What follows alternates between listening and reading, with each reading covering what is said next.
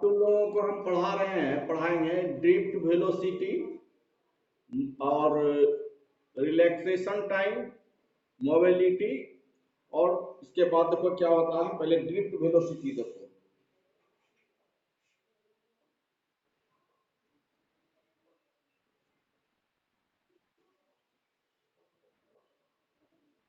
देखो drift velocity किसको कहते हैं। मान लो कि ये एक कंडक्टर है। जब हम इस कंडक्टर मान लेते हैं कि ये एल लेंथ का कंडक्टर है, ये इंड ओ है, ये इंड बी है। अगर हम इस कंडक्टर में एक इलेक्ट्रिक फील्ड ई अप्लाई करें तो क्या होगा, फ्री इलेक्ट्रॉन जो है इलेक्ट्रिक फील्ड के ठीक अपोजिट क्या मूव करने लगेगा। जितना भी फ्री इलेक्ट्रॉन है इलेक्ट्रिक फील्ड के ठीक अपोजिट मोशन में आ जाएगा। तो इलेक्ट्रिक फील्ड के ठीक अपोजिट इलेक्ट्रॉन जब मोशन करता है तो कंडक्टर के पॉजिटिव आयन से इसका कोलिजन होता है। तो एक समय ऐसा आता है कि इसका जो फ्री इलेक्ट्रॉन का वेलोसिटी लास्ट में एक एवरेज वेलोसिटी जब प्राप्त कर लेता है, जो कि ठीक इलेक्ट्रिक फील्ड के ठीक अगेंस्ट अपोजिट होता है, उसी एवरेज वेलोसिटी को हम कहेंगे ड्रिफ्ट वेलोसिटी। कहने का मतलब किसी कंडक्टर में जब हम एक एक्सटर्नल इलेक्ट्रिक फील्ड अप्लाई करते हैं और तब उस कंडक्टर का सभी फ्री इलेक्ट्रॉन एक समय इलेक्ट्रिक फील्ड के ठीक अपोजिट जब एक एवरेज वेलोसिटी अचीव कर लेता है, प्राप्त कर लेता है, तो उसी एवरेज वेलोसिटी को कहते हैं हम ड्रिफ्ट वेलोसिटी। इसको डिफाइन इस तरह से करेंगे कि the drift velocity defined by the average velocity gained by the free electron of conductor in the opposite direction of the externally applied electric field। इसको हम डिनोट करते हैं VD से। It is denoted by VD। यही हो गया drift velocity. ठीक है, कहने का मतलब क्या, किसी कंडक्टर में अप्लाइड इलेक्ट्रिक फील्ड के कारण फ्री इलेक्ट्रॉन जब इलेक्ट्रिक फील्ड के डायरेक्शन के ठीक अपोजिट एक एवरेज वेलोसिटी गेन कर लेता है, तब उसी एवरेज वेलोसिटी को कहेंगे हम ड्रिफ्ट वेलोसिटी। देखो इसका वैल्यू कैसे निकालते हैं। मान लेते हैं कि जो पहला एक इंड पर इनिशियल वेलोसिटी जो है क्या हो गया, 0 हो गया फ्री इलेक्ट्रॉन का, और लास्ट में जब ड्रिफ्ट वेलोसिटी जो है प्राप्त कर लेता है तो drift velocity final velocity vd हो गया। मान लेते हैं कि वन इंड से अदर इंड तक आने में t समय लगता है और ये t टाइम हो गया। तो तुम जानते हो कि इक्वेशन ऑफ मोशन से vd बराबर u plus at। vd equal to हो जाएगा u का मान 0 प्लस a का मान हो जाएगा electric force by mass of electron, यानी हम ड्रिफ्ट वेलोसिटी इलेक्ट्रॉन का निकाल रहे हैं, into t equal to electric force बराबर होता है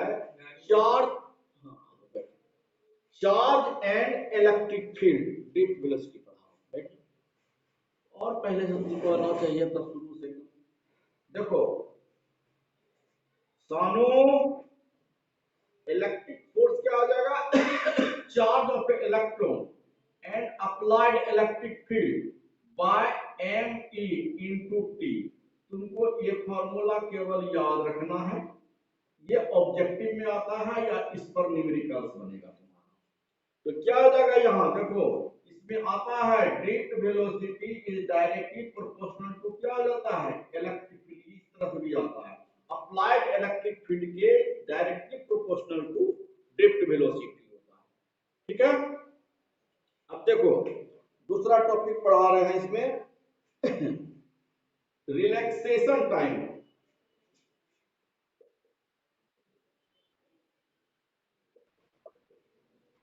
टाइम क्या है? Relaxation time. देखो अभी बताए तुमको, किसी भी कंडक्टर के दोनों इंड पर जब एक्सटर्नल इलेक्ट्रिक फील्ड अप्लाई करते हैं तो फ्री इलेक्ट्रॉन क्या होता है? इलेक्ट्रिक फील्ड के अपोजिट डायरेक्शन में मूव करने लगता है। जब मूव करता है, मोशन में आता है फ्री इलेक्ट्रॉन, तो कंडक्टर के पॉजिटिव आयन से उसका कोलिजन होता है। तो कोई भी फ्री इलेक्ट्रॉन जब पॉजिटिव आयन से कोलिजन होगा तो दो लगातार कोलिजन के बीच का जो टाइम इंटरवल होगा, उसी टाइम इंटरवल को कहते हैं रिलैक्सेशन टाइम। कहने का मतलब क्या हुआ? जैसे कि मान लेते हैं एक फ्री इलेक्ट्रॉन पड़ा, एक कोलिजन हुआ, फिर दूसरा कोलिजन हुआ, इस दोनों लगातार कोलिजन के बीच का टाइम जो होगा, उसी टाइम इंटरवल को हम कहेंगे रिलैक्सेशन टाइम। इसको हम टी से डिनोट करते हैं। अब एक चीज देखो, ये 2 नंबर का क्वेश्चन था, रिलैक्सेशन टाइम। देखो, हाँ, रिलैक्सेशन टाइम क्या है? जब फ्री इलेक्ट्रॉन किसी कंडक्टर से जब होकर वह फ्लो करता है, तो फ्री इलेक्ट्रॉन का कंडक्टर के पॉजिटिव आयन से कोलिजन होता है। तो पॉजिटिव आयन तो बहुत सारा है, तो पहला से कोलिजन हुआ, अब फिर जो है आगे बढ़ेगा तो दूसरा से कोलिजन हुआ, तो पहला और दूसरा कोलिजन के बीच जो टाइम लगता है, उसी टाइम इंटरवल को हम कहेंगे रिलैक्सेशन टाइम। तो दिक्कत इसमें, the time interval for two successive collision of free electron with positive ion of conductor. किसी भी पॉजिटिव आयन के साथ फ्री इलेक्ट्रॉन के दो लगातार कोलिजन में, जैसे पहला कोलिजन हुआ तो फिर दूसरा कोलिजन में कुछ समय लगेगा ना, बहुत ही स्मॉल टाइम इंटरवल होगा, उसी टाइम इंटरवल को हम कहेंगे रिलैक्सेशन टाइम। क्लियर है सुरभि? कोई दिक्कत है ना? तो ये सब क्वेश्चन को नोट करना, ये सब 2-2 मार्क्स का आएगा तुमको, इस पर न्यूमेरिकल भी बनेगा। आप बता रहे हैं जैसे मोबिलिटी, इस सब पर डायरेक्ट रटोगे ना तो भूल जाओगे, ऐसा ऐसा बहुत सारा क्वेश्चन है, इसलिए इसको समझ के याद करना है। जैसे यहां देखो, drift velocity is directly proportional to क्या है? Electric field. इलेक्ट्रिक फील्ड का मान इंक्रीज करते जाएगा तो ड्रिफ्ट वेलोसिटी का मान भी इंक्रीज करेगा। इलेक्ट्रिक फील्ड अगर डिक्रीज करेगा तो ड्रिफ्ट वेलोसिटी भी डिक्रीज करेगा। मान लो तुम ई इलेक्ट्रिक फील्ड के कारण, अप्लाइड इलेक्ट्रिक फील्ड के कारण ड्रिफ्ट वेलोसिटी भी डी है, तो यूनिट इलेक्ट्रिक फील्ड अगर इंक्रीज करेंगे तो कितना हो जाएगा? ये वी बटा ई हो जाएगा। इसको हम क्या बोलेंगे? Drift velocity due to applied per unit electric field, इसी को कहते हैं मोबिलिटी, और इसको म्यू से डिनोट करते हैं। म्यू बराबर क्या आ जाएगा? We D by E. इसको तुम अगर फॉर्मूला याद रखना, इसका डेफिनेशन आएगा तो तुमको कहेगा डिफाइन द टर्म मोबिलिटी। तो क्या लिखोगे? Drift velocity of free electron due to per unit applied electric field. कोई दिक्कत इसमें? बताओ सुरभि, तुम बताओ इसका ऐसा यूनिट क्या हो जाएगा? SI unit of drift velocity. कोई बोलो, संजय बोलो। तुम लोग हड़बड़ा जाते हो। जैसे वेलोसिटी का क्या लगा? मीटर पर सेकंड होगा ना, और इलेक्ट्रिक फील्ड का क्या लगा? न्यूटन पर कूलम। ठीक है, तो यहाँ क्या लगा? Metre by second, coulomb by newton. यहाँ क्या लगा? Metre coulomb by newton second. कोई दिक्कत इसमें? इसका डायमेंशनल फॉर्मूला कहेगा निकालने के लिए तो निकाल लोगे ना, छोड़ देना। हाँ, इसका निकाल लो। क्या?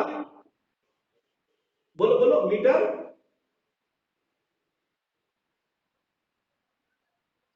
मीटर स्क्वायर पर वोल्ट कैसे होगा जी? बोलो।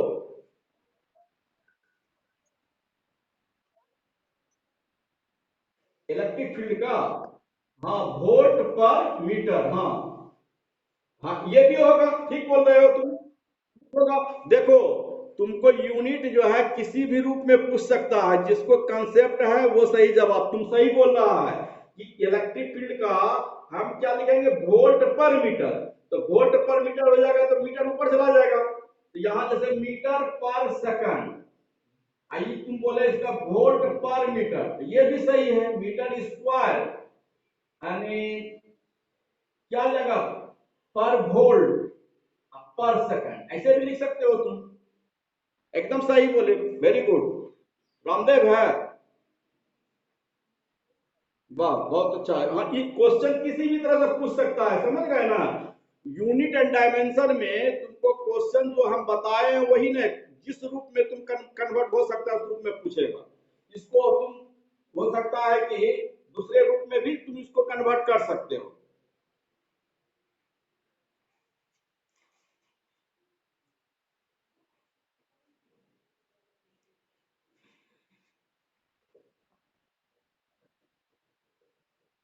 देखो, अब बता रहे हैं तुमको करंट डेंसिटी।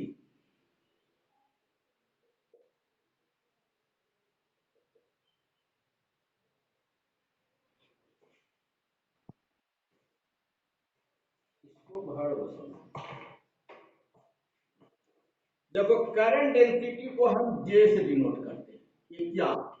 जैसे मान लो कि ये कंडक्टर है, इसका क्रॉस सेक्शन एरिया मान लो ए, और जब इसके बीच हम इलेक्ट्रिक फील्ड अप्लाई करते हैं तो फ्री इलेक्ट्रॉन मान लेते हैं कि इसमें फ्लो होने लगता है। तो मान लेते हैं फ्लो ऑफ चार्ज का डायरेक्शन ये है। तो फ्लो ऑफ चार्ज के डायरेक्शन जब ये है, मान लेते हैं, इसके परपेंडिकुलर डायरेक्शन क्या हो जाएगा, ये हो जाएगा। देखो, फ्लो ऑफ चार्ज जो होता है इस तरह से होता है, जब हम किसी भी कंडक्टर में वोल्टेज अप्लाइड करते हैं या इलेक्ट्रिक फील्ड अप्लाई करते हैं, तो फ्लो ऑफ चार्ज इस तरह से जो है आगे बढ़ता है, पढ़ा चुके हैं तुम लोगों को। कहने का मतलब इस तरह से जाएगा ये।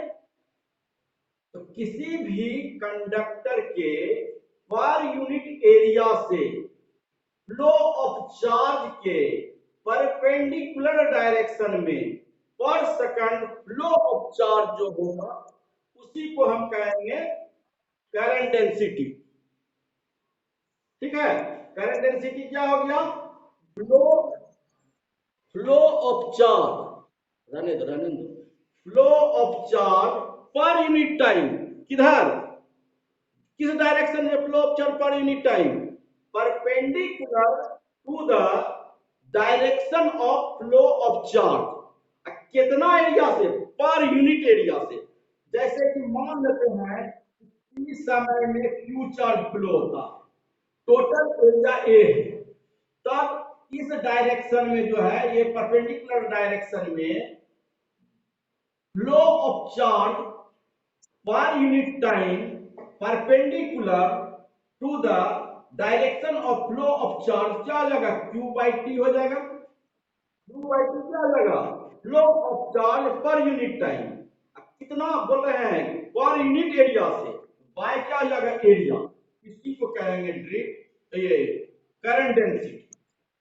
इसको अगर जो याद रहेगा आराम से वो डेफिनेशन लिख सकेगा, क्या होगा, flow of charge per second perpendicular to the flow, direction of flow of charge per unit cross section area is called current density। इसको हम इस तरह से भी लिख सकते हैं, Q by T को I लिख सकते हैं by A।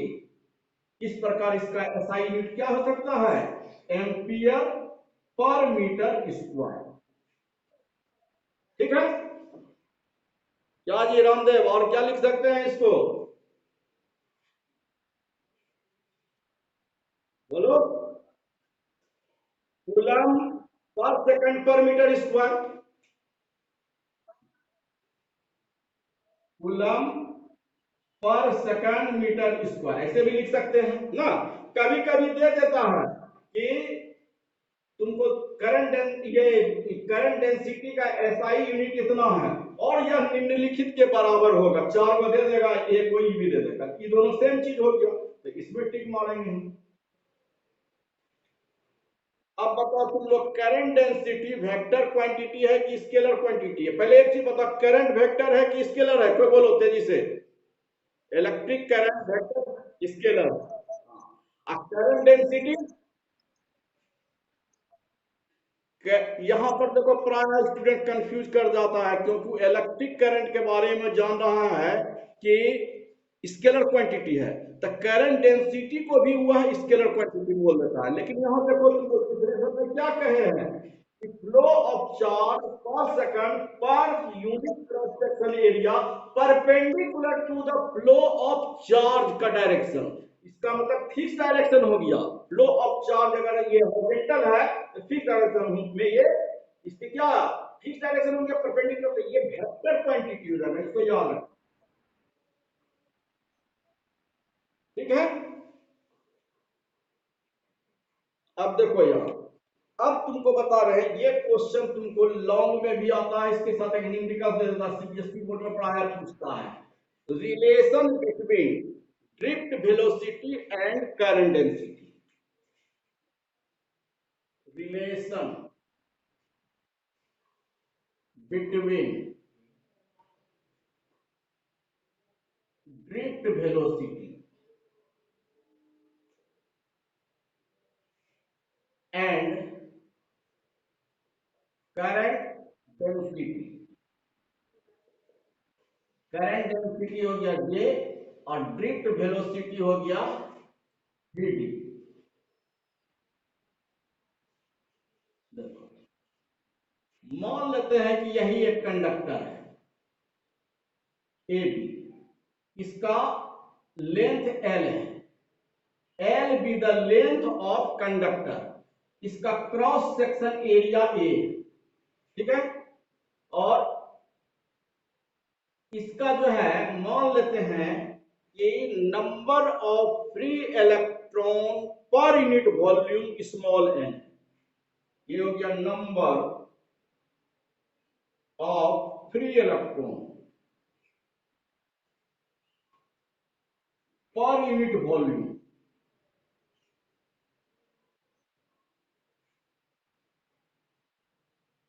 Equal to N. इसको हम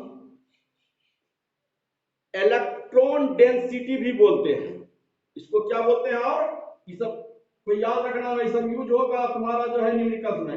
इलेक्ट्रॉन डेंसिटी भी बोलते हैं इसको। एन हो गया क्या, number of free electron per unit volume. इस प्रकार अगर हम बोलेंगे ए बी कंडक्टर से फ्लो जो है चार्ज, फ्लो ऑफ चार्ज का टोटल वैल्यू कितना होगा, देखो total charge flow going through conductor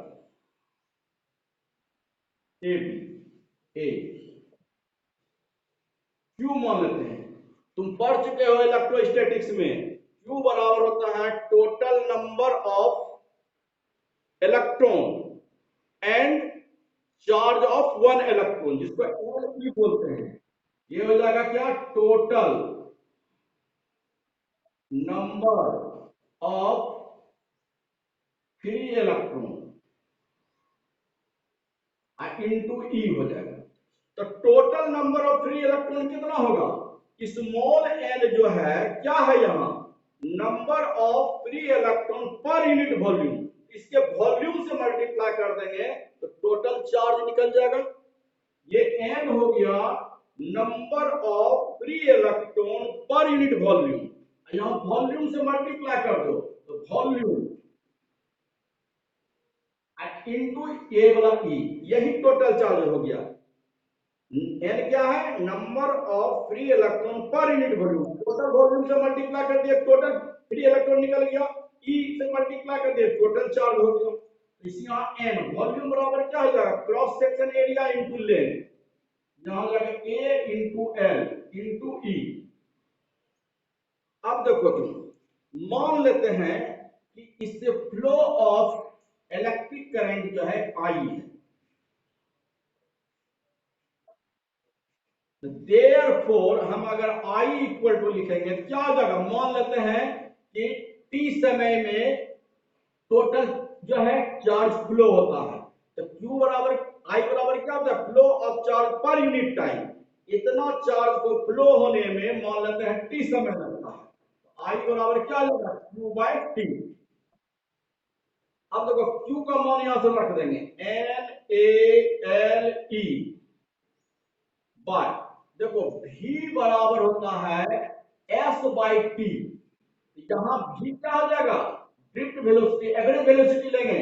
जब यह फ्लो ऑफ जो है free electron average velocity gain कर लेता है तो उसको ड्रिफ्ट वेलोसिटी कहते हैं। यहां क्या आ जाएगा? Time equal to distance by drift velocity, तो टी की जगह लिख सकते हैं। और एस यहाँ क्या है? एल डिस्टेंस कवर करता है, तो टी बराबर क्या हो जाएगा? L by V D. Therefore ये एल एल कैंसिल हो गया, N A E V D I हो गया। ए को नीचे ले आओ, तो I by A equal to N E V D. I by A क्या होगा? Current density. पढ़ा चुके हैं अभी तरफ।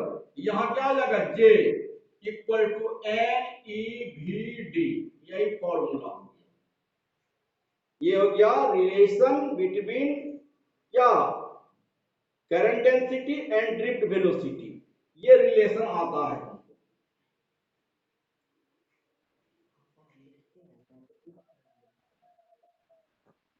क्या बोलो? Total number of free electron into E तो होता ही ना है। चार्ज बराबर क्या होता है? तो नंबर ऑफ इलेक्ट्रॉन इनटू ई। ई मतलब क्या? एक इलेक्ट्रॉन का चार्ज। तो total number of free electron कितना होगा? एन जो है क्या है? Number of free electron per unit volume.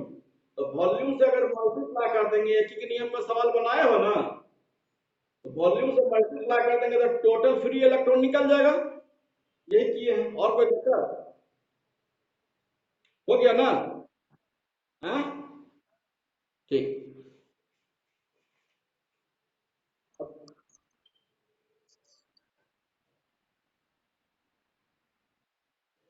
देखो, भर दियो इसको, हो गया कि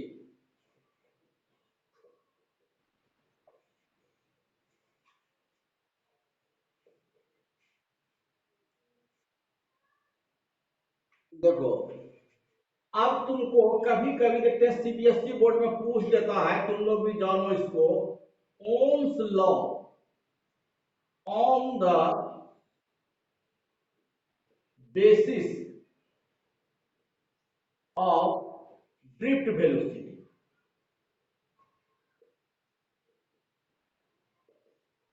देखो ड्रिफ्ट वेलोसिटी का हिंदी होता है संवहन वेग।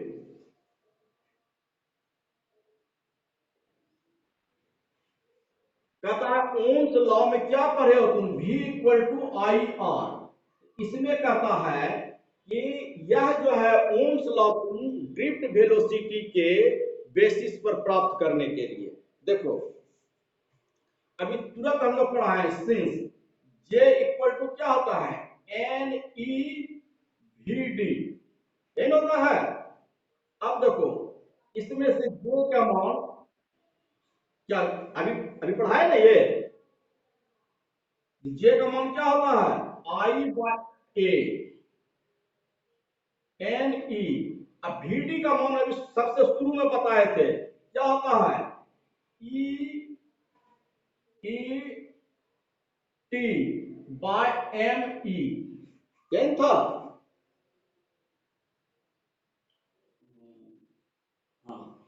इतना था। अब देखो I equal to N E square T, A को ऊपर कर देंगे, ए बाय हो जाएगा एन ई इंटू ई। हमको भी आई आर में कन्वर्ट करना है, तो आई तो है, ई का जरूरत नहीं पड़ेगा, ई को भी के रूप में बदलेंगे, तो आई इक्वल टू हो जाएगा N E square T A by N E. देखो ये कंडक्टर एल लेंथ का है, अप्लाइड इलेक्ट्रिक फील्ड ई है, potential difference V1, E equal to क्या होगा, V बाय एल होगा, क्रॉस मल्टीप्लीकेशन कर देंगे, M E into L by N E square T into A into I. V equal to ये constant हो गया, के इंटू आई।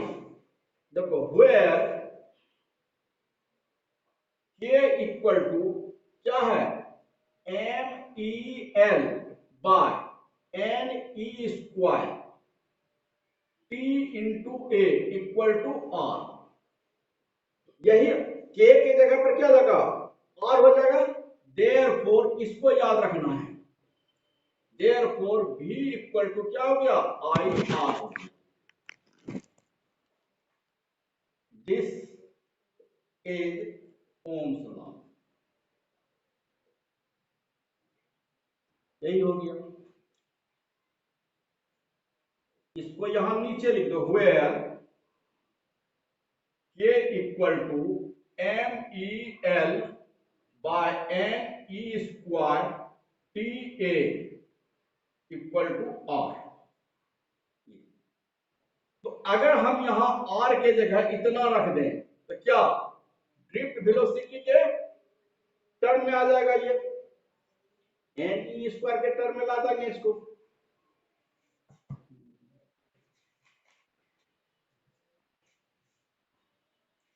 इसको याद रखना है, इसका जरूरत पड़ेगा। अब देखो बता रहे हैं रजिस्टिविटी,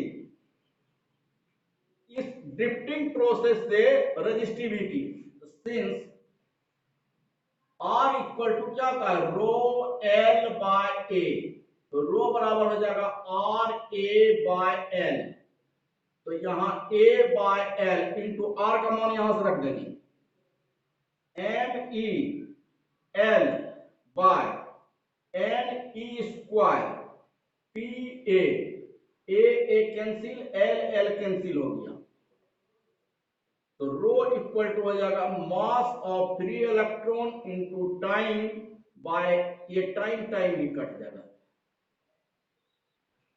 क्या हो जाएगा, एन ई स्क्वायर।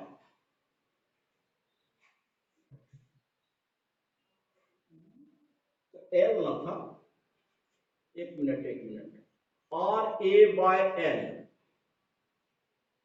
तो ए बाय एल हो गया, आर का मान हो गया M E L N E square T A, ये टी रह जाएगा, ये एल तो कैंसिल हो गया, क्या हो जाएगा, M E by N E square into T. ये रजिस्ट्री सब ऑब्जेक्टिव में क्वेश्चन रहेगा।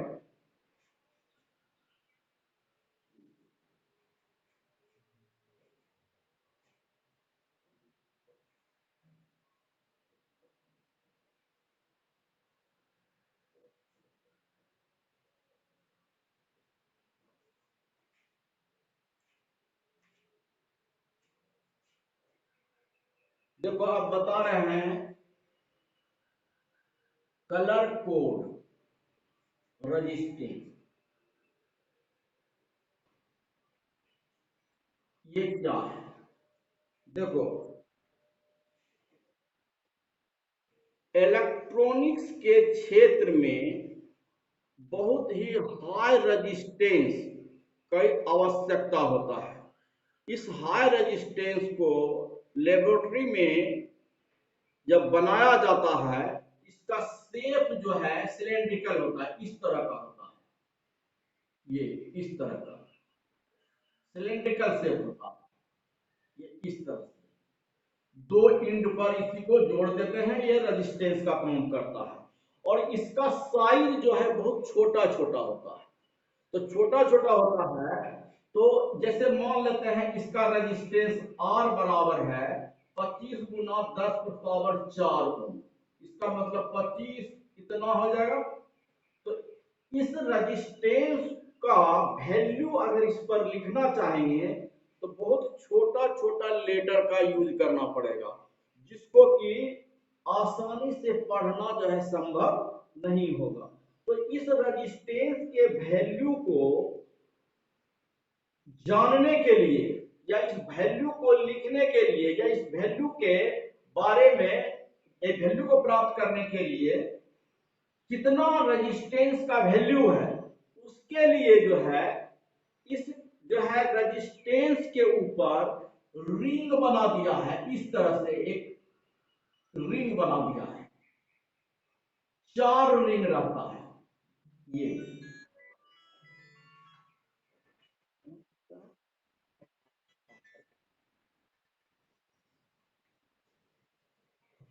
4 रिंग रहता है। चारों रिंग को जो है 10 कलर में डिवाइड किया गया है। 10 कलर के कोडिंग है, उस कोडिंग से ही तुमको इस रेजिस्टेंस का वैल्यू का पता चलेगा। जैसे मान लो कि ये येलो है, ये रेड है, ये ग्रीन है, एक मतलब कर रहे हैं। ये मान लेते हैं कि इसके बारे में भी नहीं बता रहे हैं, इसके बारे में बाद में बताएंगे। 3 रिंग के बारे में ही पहले हम चर्चा करेंगे। मान लेते हैं येलो का कोडिंग है 2, रेड का कोडिंग है 5, मान लेते हैं इसका। ग्रीन का कोडिंग मान लेते हैं 4।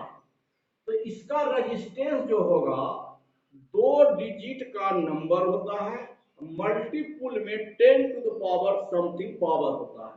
तो इसका रेजिस्टेंस इस तरह से लिखेंगे, R इक्वल टू पहले फर्स्ट डिजिट, फर्स्ट रिंग जो है फर्स्ट डिजिट को रिप्रेजेंट करेगा, यहाँ 2 हो गया। सेकंड रिंग जो है 2 डिजिट वाला नंबर का दूसरा अंक को रिप्रेजेंट करेगा, तो यहाँ क्या लिखेंगे 5, तो 2 डिजिट हो गया। अब मल्टीप्लाई 10 टू द पावर हो जाएगा, जो थर्ड रिंग है वह जो है 10 टू द पावर को रिप्रेजेंट करेगा, कितना ओम हो जाएगा। कहने का मतलब क्या हो गया, इस कलर से पता चल गया कि रेजिस्टेंस 25 गुना 10 पर पावर 4 ओम है। ये एक एग्जांपल दिए, लेकिन इसका जो है कलर जो डिवाइडेड होता है वह टोटल नंबर ऑफ कलर जो होता है 10 होता है। तो उसमें से अब एक चीज देखो, फोर्थ कलर के बारे में बता देते हैं कि फोर्थ कलर क्या है। जैसे यहाँ R बराबर आया 25 इंटू 10 टू द पावर 4 ओम। अगर मान लेते हैं इतना ओम का रेजिस्टेंस बनाना है, इसके लिए जो मटेरियल हम मिक्स करते हैं उसका जो है एक रेशियो होता है। उस रेशियो के हिसाब से जब हम इतना ओम का रेजिस्टेंस जो आवश्यक रेशियो है उसको यूज करते हुए जब हम प्रयोगशाला में लेबोरेटरी में इस रेजिस्टेंस को तैयार करते हैं, फिर इसको मीटर से जब मेजरमेंट करते हैं तो एग्जैक्ट इतना नहीं आता, कुछ न कुछ या तो ज्यादा आ जाएगा या कम आ जाएगा, या ठीक इतने आ जाएगा। अगर इतने आ जाएगा तो हम इतना ओम लिखेंगे। अगर हम मान लेते हैं कि उस रेजिस्टेंस को मीटर से मेजरमेंट करते हैं तो उसमें मान लेते हैं टॉलरेंस जो है मान लो 5% आ गया। टॉलरेंस मतलब क्या, 5% या तो ज्यादा आ गया, वेरिएशन हो गया, जितना हम लाना चाह रहा है उसमें 5% वेरिएशन आ गया, 5% या तो ज्यादा आ गया या तो 5% कम आ गया। तो इसको अगर वैसा होगा तो यहाँ पर हम लिखते हैं ±5% कर देंगे। ये चौथा रिंग जो है, ये जो चौथा रिंग है ये वेरिएशन को परसेंटेज में रिप्रेजेंट करता है। और ये जो पहला है ये इसको रिप्रेजेंट किया, दूसरा क्या इसको रिप्रेजेंट किया, और चौथा क्या 10 के पावर जो है इसको रिप्रेजेंट किया। इस प्रकार जो है फोर्थ रिंग जो होगा वह रेजिस्टेंस जब लेबोरेटरी से निकल के मीटर से रीडिंग होगा तो जितना वेरिएशन आएगा वह वेरिएशन फोर्थ रिंग के कोडिंग से पता चलेगा। मान लो कि ये फोर्थ रिंग या तो रह सकता है तुमको व्हाइट या गोल्डन, ठीक है, या सिल्वर। ये तीन कलर में से ही कोई कलर रहेगा। ये तो ये जो व्हाइट है ये 20% वेरिएशन को रिप्रेजेंट करता है। ये गोल्डन जो है ये 5% वेरिएशन को रिप्रेजेंट करता है, और सिल्वर जो है 10% वेरिएशन को रिप्रेजेंट करता है। तो यहाँ अगर 5% दिए जिसका मतलब समझ लो कि ये गोल्डन कलर है। अगर यहाँ मान लेते हैं 20% दिए तो समझो कि व्हाइट कलर है। अगर 10% दिए तो समझ जाना कि सिल्वर कलर। और एक चीज जान लो, ये सब ऐसे नोट्स में हम भेज देंगे, और नोट्स का ऐसे इसका जरूरत नहीं है, हम भेज देंगे। इसमें तुमको केवल जो आएगा ये रेजिस्टेंस दे देगा, सबका कलर दे देगा, इसका वैल्यू पूछेगा, या रेजिस्टेंस का मान दे देगा, first second third fourth ring का कलर पूछेगा। बस इतने क्वेश्चन रहता है। तो हम बता रहे थे तुमको कि अगर इसमें से हम बता दिए तुमको व्हाइट रहेगा तो 5%, नहीं 20%, व्हाइट रहेगा तो क्या होगा 20%, गोल्डन रहेगा तो 5%, और सिल्वर रहेगा तो 10%। कभी कभी रहेगा कि ई नहीं दिया हुआ रहेगा, तीन एक कलर दिया हुआ रहेगा, तो तीन रिंग दिया हुआ रहेगा, चौथा रिंग अगर नहीं रहेगा तो समझ जाना तुम कि चौथा रिंग व्हाइट कलर है, ठीक है। हाँ, अब देखो ये तीनों कलर का जो कोडिंग है, तुमको क्या तो कलर बताई, तीन रिंग क्या 10 कलर में से कोई एक कलर होगा, तो उस कलर का कोडिंग तुम डायरेक्ट याद रखना चाहोगे तो नहीं रख सकोगे। इसका एक ट्रिक है याद रखने का। जैसे कि तुम लोग लाइट में पढ़े हो, 10th में विग्रो पढ़े हो, जब डिफ्रैक्शन ऑफ लाइट होता है तो सारा कलर जैसे कि वायलेट है इस तरह से जो क्रम से देखते हो, तो क्या विग्रो कर करके स्टेटमेंट को याद रखते हो ना, एक उसी तरह से इस 10 कलर का कोडिंग के लिए एक स्टेटमेंट बनाया गया है सुविधा के लिए कि इससे तुमको गलती नहीं होगा। वो क्या है स्टेटमेंट, देखो यहाँ ये होगा B B R O Y, इसको पढ़ते हैं बी बी रॉय, एक व्यक्ति का नाम है। ये मान लो ग्रेट ब्रिटेन का है, ऑफ ग्रेट ब्रिटेन,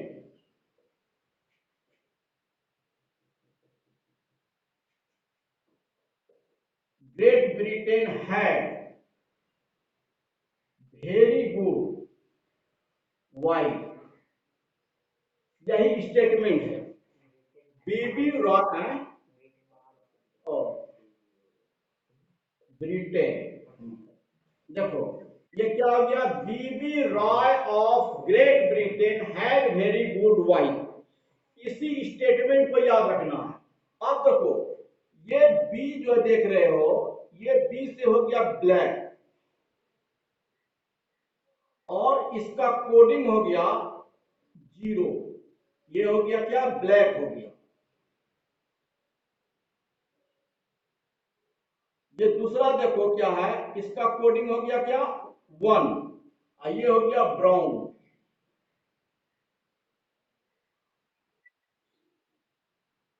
इसका तो तुम जान रहे हो रेड, जिसका कंफ्यूजन नहीं होगा उसको नहीं लिखते, ये रेड हो गया, इसका 2 हो गया, ये ओ ऑरेंज हो गया, ये 4 येलो हो गया। अब देखो ये जो है जी से हो गया, जी से है ग्रीन, जी से हो गया ये ग्रीन, इसका हो गया क्या 5 हो गया, और ये ये बी से हो गया ब्लू,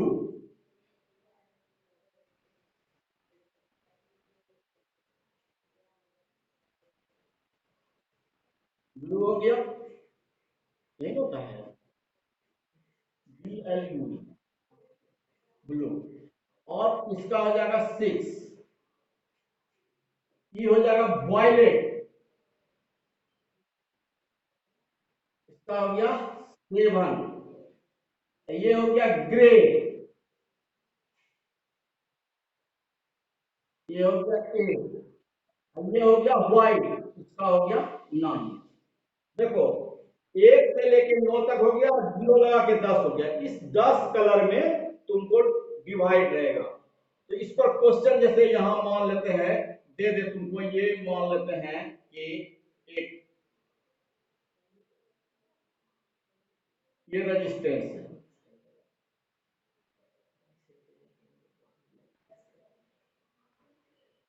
मान लेते हैं इसका रेजिस्टेंस R बराबर दिया है 56 इंटू 10⁸ ओम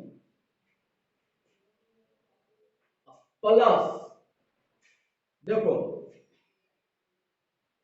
इसमें से दे देगा ±10%। तो अब तुमको कहेगा फर्स्ट रिंग का कलर बताइए, बोलो कि फर्स्ट रिंग का कलर देख करके। ग्रीन। सेकंड रिंग का कलर बताओ।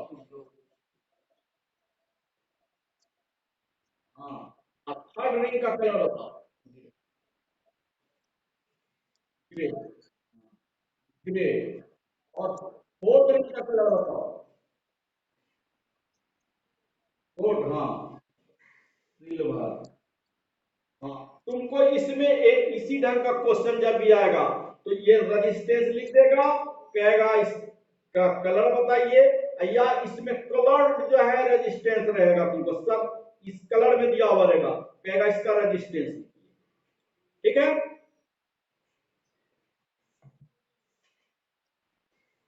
आज हम लोग क्लास यहीं पर एंड करते हैं।